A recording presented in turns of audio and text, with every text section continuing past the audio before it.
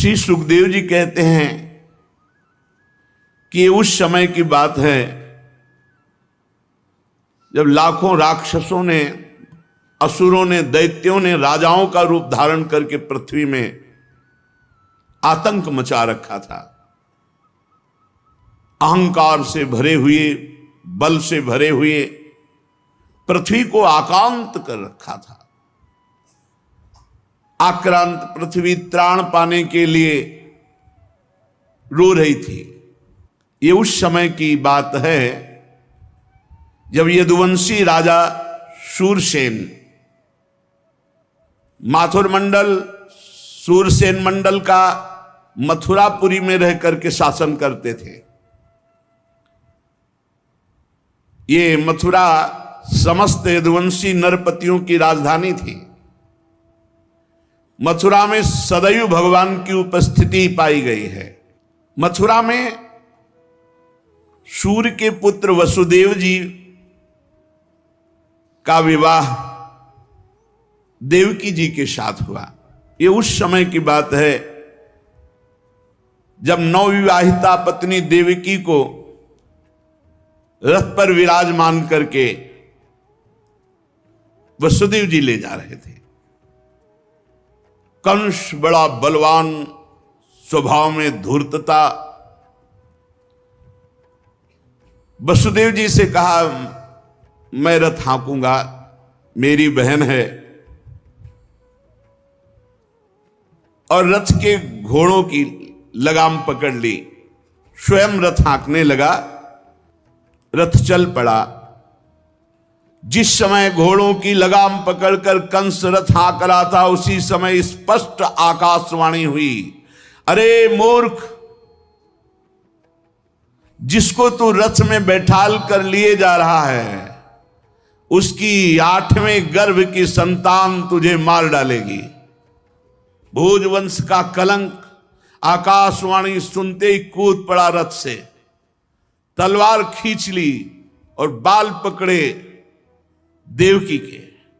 वसुदेव देवकी के लिए आदेश किया, तत्काल हथकड़ी बेड़ियों से जकड़ करके इनको कैद खाने में डाल दिया जाए और बहुत ही कठोर पहरा लगा दिया जाए।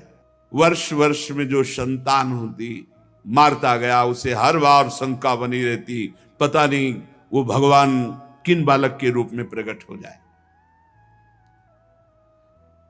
परीक्षित, पृथ्वी में बात प्रायः देखी जाती है कि अपने प्राणों का ही पोषण करने वाले जो लोभी लोग होते हैं, वो चाहे राजा हो चाहे कोई भी हो, वो अपने स्वार्थ की पूर्ति के लिए माता पिता भाई बंधु किसी की भी हत्या कर सकते हैं। माता की, पिता की, भाई की, बंधु की, मित्रों की, इष्ट की, किसी की भी।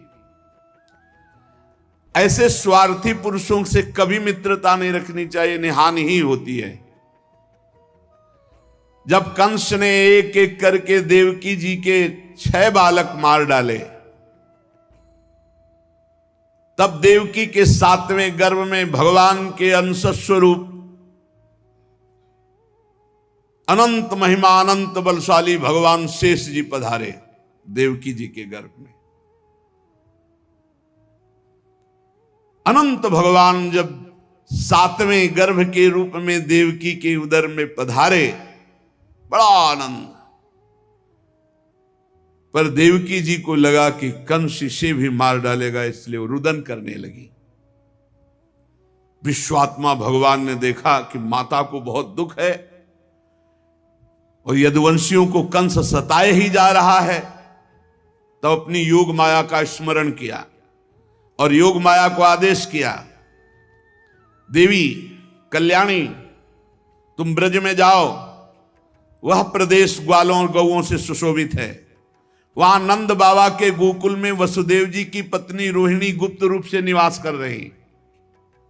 उनकी और भी पत्नियां कंस के डर से गुप्त स्थानों में रह रही।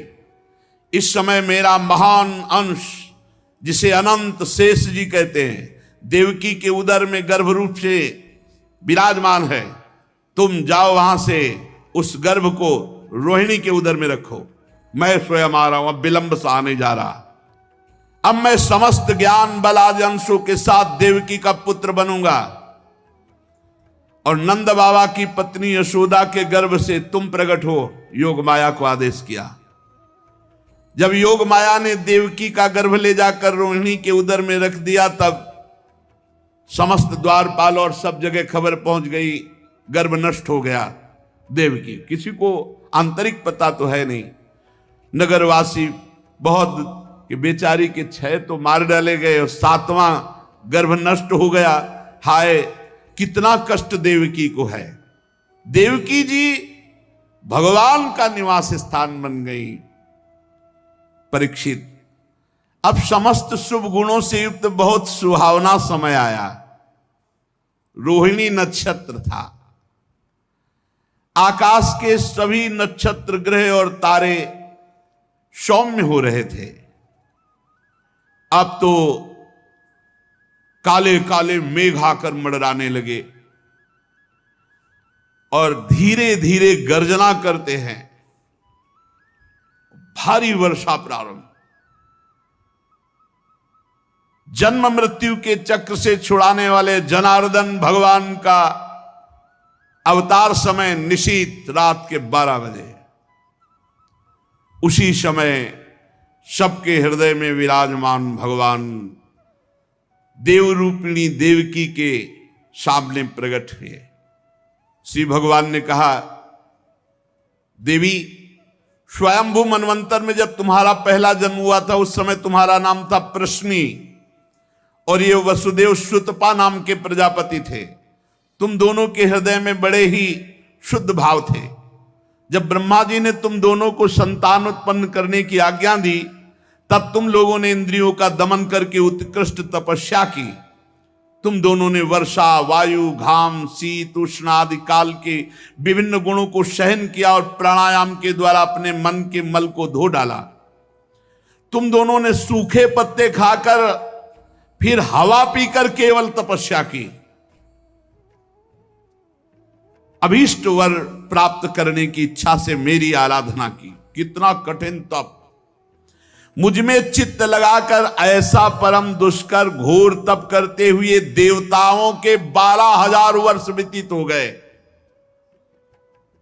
पुण्यमयी देवी, उस समय मैं तुम दोनों पर प्रसन्न हुआ, क्योंकि तुम दोनों तपस्या, श्रद्धा, प्रेममयी भक्ति से अपने हृदय में नित्य निरंतर मेरी भावना की थी।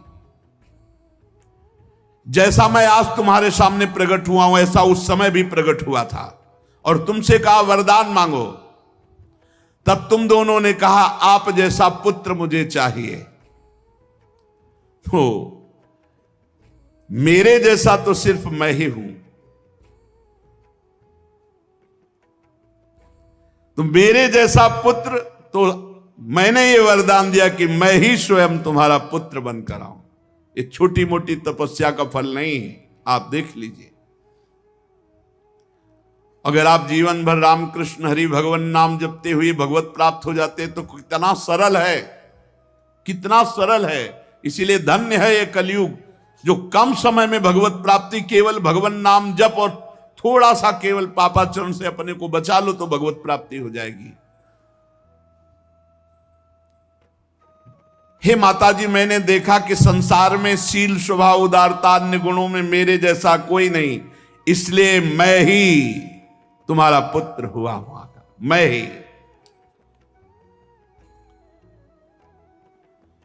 प्रश्न गर्भ से, वामन रूप से, और इस समय तुम देवकी वसुदेव हुए वासुदेव के रूप से। एक बार मैं वचन बोलता हूं, उसे 3 बार पूरा करता हूं। यह भगवान का नियम। मेरी वाणी त्रिकाल सत्य है। एक बार तुमने मांगा पुत्र, तो प्रश्नी गर्भ, वामन रूप और इस समय वासुदेव रूप। कश्यप आदित्य के रूप में वामन रूप। और मैंने ये रूप इसलिए प्रकट किया कि जब मैं अवतार लेकर मनुष्य शरीर में लीला करूंगा तो मुझे पहचान पाना बहुत कठिन है। इसलिए तुम लोग ध्यान रखना मैं कौन हूं।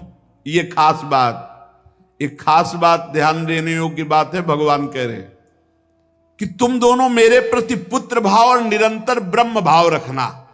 युवाम माम पुत्र भावेन ब्रह्म भावेन चासकृत चिंतयंतो कृत स्नेहो या से थे मदगतिम पराम, तब तुम मेरे परम पद को प्राप्त होगी। चिंतनीय कौन है गोपाल जी, कौन है लाल जी? कह रहे तुम मेरे प्रति पुत्र भाव और निरंतर ब्रह्म भाव,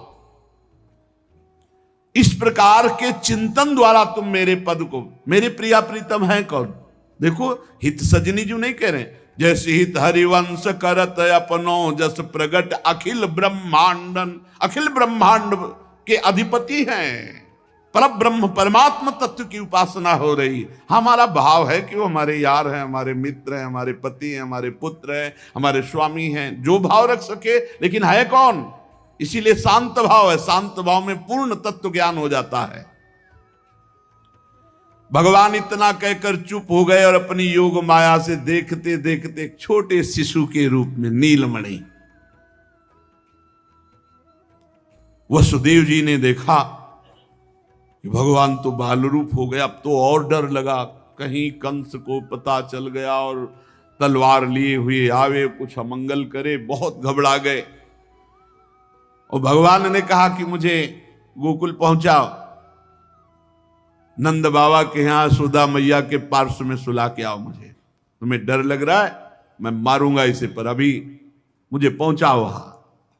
भगवान की आज्ञा का पालन करने के लिए जो ही चेष्टा की, ध्यान दीजिए, भगवान की आज्ञा का पालन करने के लिए जो ही चेष्टा की तो अपने आप हथकड़ी बेड़ियां कट गई।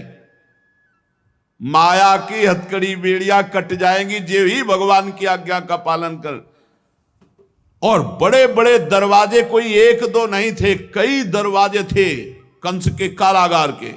फटाफट सब ताले टूट गए, दरवाजे खुल गए। अद्भुत चमत्कार। और जितने पहरेदार घोर राक्षसी स्वभाव के, जिंदा खा जाए ऐसे पहरेदार थे, सब मूर्छित घोर निद्रा में। अब हथकड़ी बेड़ी कट गई, लाला को लेकर के चले। उस समय घोर बादल छाए हुए, अंधेरा, कुछ दिखाई नहीं दे रहा। कितना कष्ट में जीवन भक्त। अब सोचो, अभी अभी तो प्रकट हुए हैं और अभी अभी त्याग करने जा रहे हैं, अभी अभी त्याग करने। इधर समस्त द्वारपाल सब सोए हुए हैं, वसुदेव जी भगवान को लेकर। वर्षा हो रही, पीछे पीछे गुप्त रूप से शेष भगवान फण धारण के, मेरे प्रभु को बूंदे ना लगे। जब वो लीला कर रहे, वसुदेव जी को पता नहीं कि पीछे शेष भगवान फण धारण किए। वो तो बस चिंतन में चले जा रहे हैं, कैसे वहां जाएंगे, कोई जान ना जाए कोई। और वहां पहले ही योग माया ने पूरी व्यवस्था करी, पूरा का पूरा परिकर सब बेहोश है नींद में, किसी को सुध नहीं है। केवल यशोदा मैया को प्रारंभ में इतना था, कुछ हुआ और बेहोश हो गई। क्या हुआ ये निर्णय नहीं हुआ। पूर्ववासियों की समस्त इंद्रिय वृत्तियों की चेतना हर ली, सब अचेत हो गए। इतनी मोटी जंजीरें लगी हुई थी, ताले लगे हुए थे, जेल के साथ टूट गए। भगवान श्री कृष्ण को गोद में लिए हुए जैसे जैसे आगे बढ़ते, सब दरवाजे अपने आप खुलते चले थे और पहरेदार सब सो रहे। बादल नजदीक आकर मानो बरस रहे हो, ऐसे लटक लटक के बादल। शेष भगवान अपने फणों से जल को रोकते हुए 1000 फण धारे पीछे पीछे चल रहे। यमुना जी ने देखा कि प्रभु पधार रहे, तो पहला चरणामृत तो हमारे अधिकार बनता है। अरे जिनके चरणों का ध्यान बड़े बड़े महापुरुष शिव आदि करते हैं, आज वही प्रभु मेरे पास आ रहे हैं। आनंद में भर गई यमुना जी और उफान। यमुना जी ने जब उफान आनंद का लिया तो वसुदेव जी के प्राण बहुत घबरा रहे हैं कि अब क्या करें, लौट सकते नहीं, कोई नौका आदि है नहीं। चलो प्रभु ने आज्ञा करी है तो वही देखेंगे। अब मेरे प्राण चाहे चले जाएं, मेरे लाला को कुछ न। ऐसे यमुना जी उफान कर रहे कि चरण छू ले, और वसुदेव जी उल्टा सोच रहे कि यमुना जी बढ़ रही तो लाला को बचाए। देखो ये समर्पण है, मेरे प्राण भले चले जाए, बस आज्ञा का पालन, प्रभु को पहुंचाना है और सुरक्षित पहुंचाना है। यमुना जी ऐसे थपेड़ जोर जोर से बढ़ रही, भगवान ने कहा बाबा तो और ऊपर उठाते चले जा रहे, तो यमुना जी और बढ़ती चली जाएंगी। एक श्री चरण बड़ा, ये वसुदेव जी को पता नहीं, जो ही यमुना जी को श्री चरण प्रभु के स्पर्श हुए तो तुरंत नाभिभर हो गई, और ऐसे एकदम शांत। वसुदेव जी बाबा के नगर में गोकुल में गए तो डर रहे थे कि कोई देख न ले, लेकिन वहां कोई देखने वाला था, सब सोए हुए थे।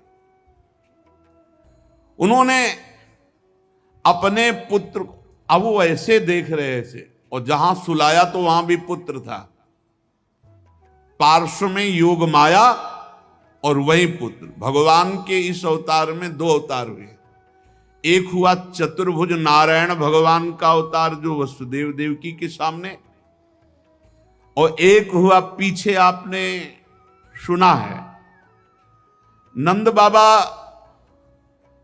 और यशोदा मैया, बहुत ऐश्वर्य समृद्धि सब रिद्धियां सिद्धियां अठखेलियां कर रही। ब्रज तो यहां रिद्धियां सिद्धियां अठखेलियां कर रही, कौन पूछता है। अवस्था ढल गई थी नंद बाबा की, चौथापन था, और ब्रजवासी बाबा की इस दशा को देख के सह नहीं पा रहे थे, बाबा खिन्न रहते थे। उपनंद आदि वृद्ध गोपों ने परामर्श करके पुत्रेष्टि यज्ञ का आयोजन किया। सबने यज्ञ पुरुष गोपराज नंद को पुत्र प्रदान करने की प्रार्थना की भगवान से। पुत्रेष्टि यज्ञ हुआ। जैसे महाराज दशरथ जी की अवस्था डल चुकी थी तो श्रृंगी ऋषि ने पुत्रेष्टि यज्ञ करा, उससे खीर, फिर भगवान 4 रूपों में प्रकट हुए, राम लक्ष्मण भरत शत्रुघ्न। पुत्रेष्टि यज्ञ का अनुष्ठान हुआ नंद बाबा के यहां। अब उच्च कोटि के ब्रह्म ऋषि वेद ध्वनि आकाश में मुखरित हो रही थी। गोपराज श्री नंद बाबा अंतापुर में यशोदा मैया के पास बैठे हुए कहा, यशोदा रानी इस बार पूरे ब्रजवासियों का आशीर्वाद हो, सब ब्रह्म ऋषि हैं, कई बार हो चुकी, इसका मतलब पुत्र के लिए कई बार उपाय किए जा चुके थे। इस बार फलस्वरूप में मेरे पुत्र होगा, मन में बड़ी कामना है, मेरा विश्वास है ये जो यज्ञ हो रही, चूंकि ब्रजवासियों का आशीर्वाद है और ब्रह्म ऋषि जन बड़े महिमाशाली हैं, पर मेरे मन में एक उदासी छा जाती कि कर्म से ऐसा पुत्र नहीं होगा जैसा मैंने एक स्वप्न देखा है। ये कर्म जनित तो नहीं हो सकता। यज्ञादि कर्मों के सभी फल चंचल हैं और मैंने जो पुत्र देखा है वो अचल है, अविनाशी है। बड़ी आशा, पर लगता है मेरी दुराशा है क्या। वो कर्म फल से तो नहीं प्राप्त हो सकता जैसे मैंने देखा है। मैंने एक स्वप्न देखा जो आज तक तुमसे नहीं बताया, यशोदा रानी से कहा। भगवान नारायण भी उतने सुंदर नहीं जैसा वो बालक सुंदर मुझे स्वप्न में दिखाई दिया। मुझे ऐसा लगता है कि त्रिभुवन में कोई है नहीं सुंदर। एक बार जिसके हृदय में वो प्रकट हुआ उसको कोई आकर्षित कर सके ऐसा त्रिभुवन में नहीं। ब्रजराज की बात सुनकर यशोदा रानी ने कहा, सच्ची तुमने स्वप्न में देखा है? बोले हाँ। बोले मैंने तो बताया नहीं, मैंने भी स्वप्न में देखा है। क्या? बोले मैं नित्य सहधर्मिणी हूं, तुम्हारी सुख दुख की नित्य संगिनी हूं, मैं तुमसे क्या छिपाऊं। जैसे बालक की बात कर रहे हो ना, हमने तो इसलिए नहीं बताया कि आप कहोगे कि तुम्हारा पागलपन है, बिल्कुल वैसे ही मैंने देखा है। श्यामश्चंचल चारु दीर्घ नयनो बालस्तवांक स्थले दुग्धोद्गारि पयोधरे स्फुटमसौ क्रीडन्मया लोक्यते स्वप्नस्तत्किमुजागरः किमथ वेत्ते तन्न निश्चीयते सत्यम ब्रूहि सधर्मिणी स्फुरति किम सोयम तवाप्यंतरे। बाबा ने कहा मैंने भी देखा, दिव्याति दिव्य नीलमणि सदस्य श्याम सुंदर वर्ण एक बालक तुम्हारे गोद में दुग्ध पान कर रहा है, जो चंचल नेत्र मनोहर विशाल भाल तुम्हारी गोद में स्थित देखा, वो तुम्हारा पयोधर पान कर रहा है। कैसे बताऊं, अब तो मेरी ये दशा है कि सोता हूं या जागता हूं मुझे कुछ पता नहीं चलता। हर समय बालक लगता है मेरी गोद में चढ़ रहा है, मेरी दाढ़ी खींच रहा है। कभी मैं देखता हूं तुम्हारी गोद में दुग्ध पान कर रहा है। यशोदा मैया आनंद विवल होके कहने लगी, ब्रजराज ऐसा ही, ऐसा मैंने भी देखा है, ऐसा ही देखा है। वो तुम्हारे तोंद पर चढ़े खेल रहा, मैंने देखा है ऐसा। सत्य सत्य सत्य कहती हूं, मैंने देखा, मैंने कि उसे स्तन पान करा रही हूं, पर संकोचवश नहीं बताया कहां वो दिव्य बालक और कहां मैं। ब्रजराज नंद ने कहा मैंने असंभव समझकर ये बात तुमसे छुपाई थी। यशोदा मैया ने कहा मैंने भी, कि तुम हमारा पागलपन समझोगे। लेकिन ऐसा अगर दोनों के स्वप्न में आया तो जरूर भगवान हमारे स्वप्न को पूरा करेंगे। नारायण जिनकी हम आराधना करते हैं, नारायण सेवानिष्ठ नंद बाबा और यशोदा मैया दोनों तन मन वचन से भगवान श्री हरि की शरण में होकर के द्वादशी दिन यथाविधि व्रत करने का नियम लिया। पुत्रेष्टि यज्ञ के बाद द्वादशी व्रत की संख्या वृद्धि के साथ साथ अब वो स्वप्न में देखा हुआ जो दिव्याति दिव्य बालक है वो खुली आंखों झलकने लगा। अब तो भारी व्याकुलता बनी। व्रतानुष्ठान सर्वांग पूर्ण संपन्न हुआ तो एक दिन देखा कि स्वप्न में भगवान श्री हरि आए और मधुर वाणी में बोले, अहो मयि अभिषक्तौ भक्तौ कथम निर्विद्य खिद्दे थे योषावतसी कुसुम सुषुमः सुकुमारः कुमारः सष्ट्देवान भवतोर्भवतोः कुमारतया स्फुरति सातु सदा भवतो रेवानुगतः प्रतिकल्पम स्वभक्ति प्रवर्तनाय दिविमत प्रवर्तित द्रोण धरा रूपांश कलावतो तद्भूरि भाग्यम इत्यादि रीत्या ब्रह्मादलभ्य साक्षात् तत्फल साक्षात्काराय स्वयमेव पृथिव्यां भवतोर्भवतोरेव भवं लभत एव अचिरादेव रुचिरा रुचिरेशा युवयो सफलतां बलिता। यह आदेश हुआ, नंदेशोदा तुम मुझ में आसक्त और मेरे परम भक्त हो, तुम इतने खिन्न क्यों हो रहे हो। अतसी कुसुम के सदस्य श्याम सुंदर सुकुमार कुमार जो तुम्हारे स्वप्न में जागृत में अनुभूति का विषय बना हुआ है वो मैं हूं। निकुंज विलासी श्री ठाकुर जी ने कहा, जगत में वात्सल्य प्रेम का प्रचार करने के लिए मेरी प्रेरणा से द्रोण और धरा के रूप में तुम स्वर्ग से आविर्भूत हुए हो। कल्पों तपस्या की है मेरी प्राप्ति के लिए, जो ब्रह्मादि के लिए अलभ्य है। सौभाग्य है कि वो तुम्हें प्राप्त हो रहा है। उसी फल का आस्वादन करने के लिए अब तुम तैयार हो जाओ, चिंता मत करो। गोपराज मैं प्रकट होने वाला हूं। समझिए, वहां देवकी वसुदेव के यहां चतुर्भुज भगवान नारायण और यहां निकुंज विलासी श्री ठाकुर जी। श्री यशोदा जी बहुत आनंदित रहने लगी।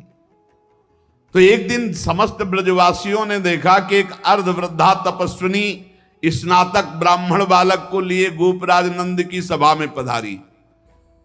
इतनी तपस्विनी तेजस्विनी, सब ब्रजवासी खड़े हो गए और आसन देकर प्रणाम करके पूछा, देवी आप कौन हो? आज तक तो आपको देखा नहीं। आपको देखने पे लगता है साक्षात भगवान की योग माया शक्ति हो। ये बालक कौन है? नारद मुनि जैसा दिखाई देता है। आप परम हम ब्रजवासियों का कल्याण करने के लिए पधारी हो। गोपराज के सभासदों की बात सुनकर तपस्विनी ने मुस्कुराकर कहा, मेरा नाम पौर्णमासी है। मैं महान तपस्विनी और दैवज्ञा हूं। तीनों काल का मुझे ज्ञान है। और ये जो बालक है, तुमने कहा नारद जी जैसा, इसका नाम मधुमंगल है। ये बालक स्नातक है। इसका दर्शन करके नारद जी का स्मरण होना उचित ही है। ये संपूर्ण वृत्ति नारद जी वाली ही रखता है। तपस्विनी की बात सुनकर गोपराज सभा के सदस्यों ने हाथ जोड़कर पूछा, देवी हम आपकी सेवा करने योग्य बिल्कुल ही नहीं है। इस पर भी आपने हम लोगों पर महती कृपा की। मेरी कुछ समझ में नहीं आ रहा कि आप यहां क्यों पधारी। तो उन्होंने कहा, तुम लोगों को पता नहीं, एक अनिर्वचनीय महासौभाग्य उपस्थित होने वाला है, इसलिए मैं यहां आई हूं। सबके पूछने पर पौर्णमासी ने बताया, तुम लोगों के प्राणाधिक प्रीतम गोपराज नंद के यहां एक पुत्र होने वाला है जो अखिल जगत को आनंद सिंधु में निमग्न कर देने वाला होगा। पौर्णमासी की बात सुनकर सभी परमानंद में उल्लसित पुलकित गदगद वाणी से कहने लगे, देवी आपके शुभागमन से हमारा ये ब्रज जो है महान तीर्थ हो गया। आपके लिए कृष्णांति के यमुना जी के समीप हम एक पर्णशाला कुटी बना देते हैं। ये बात जब पौर्णमासी जी ने सुना तो उन्होंने कहा, ठीक ठीक, कृष्णांति के अर्थात कृष्ण के समीप, ठीक तुम्हारी बात निकल गई। जो बालक होगा उसका नाम कृष्ण होगा। तस्मिन् जातवदि निर्दानवता पृथिव्याम भविष्यति तदीय गुणे सदानवता सगुणता विद्यादि प्रबंधे तत्संबंधे तो निर्गुणता सकिंचनता विषय संपत्तौ तद भक्तौ तो निष्किंचनता इत्यादिकम विरुद्धाय मानमपि सर्वैरनुरुद्धम करिष्यते। नंद नंदन के रूप में स्वयं प्रभु पधार रहे। पौर्णमासी देवी कालिंदी तट के समीप पर्णशाला में भगवान के दर्शन की अभिलाषा से निवास करने लगी। पौर्णमासी देवी देवर्षि नारद जी की शिष्या और श्री कृष्ण के आगे जो गुरु बनेंगे संदीपनी जी, उनकी माता हैं। ये संदीपनी मुनि की माता हैं ये पौर्णमासी देवी। ये महान शक्तिमती थी और श्री कृष्ण की मधुर लीला को सब प्रकार से जानती थी। भगवान की लीला का आनंद बढ़ाने के लिए मस्खरे मनसुखा के रूप में वो मधुमंगल, तो भगवान का जो ऐश्वर्य में अवतार हुआ वो जेल में, और जो माधुर्य में अवतार हुआ ये नंद बाबा के यहां। तो जो ऐश्वर्य में अवतार वापस गया, तो आप देखिएगा अक्रूर जी के साथ अक्रूर जी ने देखा जल में डुबकी लगाकर शेष सैया पर चतुर्भुज नारायण सेन, और हमारे द्विभुज मुरली मनोहर वृंदावनम परित्यज्य पादमेकम न गच्छति, वो कभी यहां से नहीं गए। जो गए तो देखो यहीं से निकलते ही चतुर्भुज हो गए। मथुरा में चतुर्भुज, द्वारिका में हमारे द्विभुज मुरली मनोहर नंद यशोदा के लाड़िले, वो कभी एक कदम ब्रज से बाहर नहीं गए। तो वहां योग माया के द्वारा नंद बाबा को यह पता ही नहीं चला कि अपने लाला में लाला का समर्पण किया, और पार्श्व में देखा, कन्या उठाया और आ गए। जे ही आए तो जैसे जैसे दरवाजे में प्रवेश करते जाते वैसे वैसे जंजीर ताला सब फिट, और जो ही वहां गए और देवकी जी की गोद में उस कन्या को तेवी हथकड़ी बेड़ी जकड़ गई। योग माया के आते ही दरवाजे बंद, हथकड़ी बेड़ी जकड़ गई और पहरेदार जग गए और कन्या जोर जोर से रोने लगी। जो साक्षात भगवती है, पहरेदार भागते हुए गए, कंस से कहा महाराज 8वीं संतान उत्पन्न हुई। अब तो कंस के होश नहीं, वो तो जैसे पागल हो चुका, बाल बिखरे हुए, कई जगह गिरा, दौड़ता हुआ आया, दरवाजे खोले गए। बड़ी घबराहट है, बाहर बिखरे हुए, बड़ा भयानक रूप कंस का। जग गए और पैर पकड़ा और कन्या को हाथ जोड़ रही। देवकी जी ने कहा भैया मारो मत, आकाशवाणी हुई थी कि पुत्र होगा, ये तो कन्या है, स्त्री जाति है, अभी बच्चा है, आप क्यों मार रहे हो? भैया तुम तो बड़े कृपालु हो, और देखो हमारे कई बच्चे मार डाले तुमने, अब एक कन्या बची, इसे तो दे दो, मैं तुम्हारी छोटी बहन हूं, बहुत दीन हूं। बड़ा प्रार्थना की, लेकिन वो देवकी जी रोती रही, पैर पकड़ करके कन्या को एक चट्टान पर मार। और ये कन्या कोई साधारण कन्या तो थी नहीं, आद्या शक्ति महाभगवती। हाथ से छूट गई और सामने आकाश में देखा तो 8 आयुध, दिव्य माला वस्त्र चंदन मणिमय आभूषणों से विभूषित, धनुष त्रिशूल बाण ढाल तलवार शंख चक्र गदा। देखा सिद्ध चारण गंधर्व अप्सरा किन्नर सब स्तुति कर रहे अंबा की। और उस समय देवी ने कहा ए मूर्ख, तेरी सामर्थ्य नहीं कि तू मुझे मार सके, और तू जिसे सोच रहा है ना कि मैंने मिटा दिया, अरे तेरे मारने वाला पैदा हो चुका है।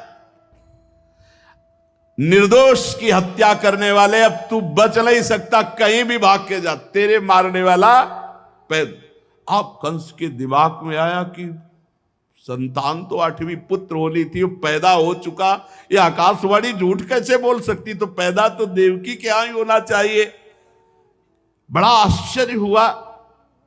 फिर उसने हाथ जोड़ा देवकी वसुदेव जी की, व्यर्थ में हमने आपको कष्ट दिया आकाशवाणी, आप मुझे क्षमा कीजिए बहनोई जी और बहन जी। और वो उन्होंने कहा कुछ नहीं, वसुदेव जी से कहा कि ये विधाता भी झूठ बोलता है, आकाशवाणी हुई थी कि 8वां पुत्र होगा, पुत्री कैसे हो गई? मैं बड़ा पापी हूं, मैंने आप दोनों महात्माओं को बड़ा कष्ट दिया।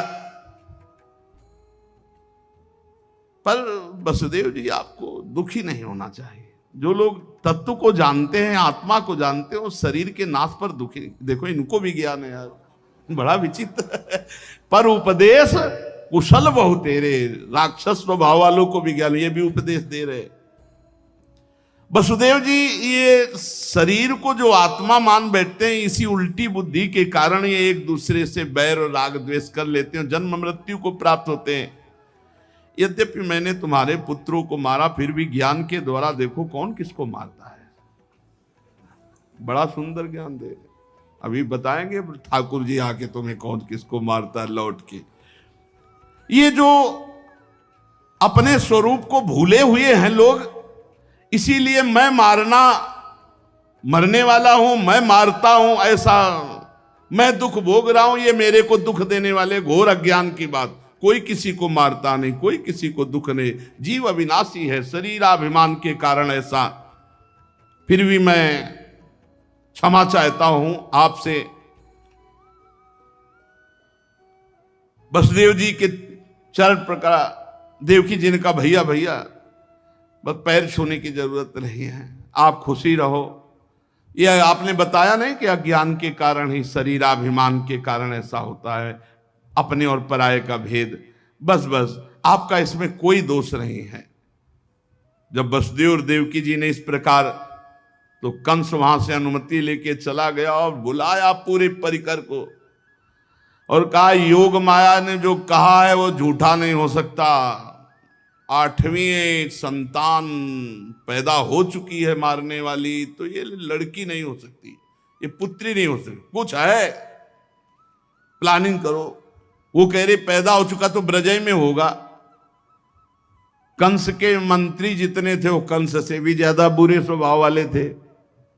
उन्होंने कहा महाराज आज्ञा करो, ब्रज 84 कोस में आज से लेकर 10 दिन तक जितने भी बालक हुए सब मार डालेंगे हम लोग। बड़ा प्रसन्न हुआ इसका प्लान कि सबका नाश, और भगवान पहुंच चुके हैं यहां से ऐश्वर्य स्वरूप, और यहां से ब्रज के लाडिले ठाकुर कभी बाहर नहीं गए, पक्का मानना। कभी ये जितने संत जन ऐसे थोड़ी जी रहे हैं, पूरी भावना में नहीं जी रहे भाई। छिन छिन बिहरत संग, छिन छिन निरखत प्रेम भरी, छिन जस कहा तभंग। अब जब मैया के नेत्र खुलेंगे, लाला को देखेंगे तो उत्सव मनाएंगे, वो कल अपने लोग फिर उत्सव मनाएंगे। श्री राधा वल्लभ लाल।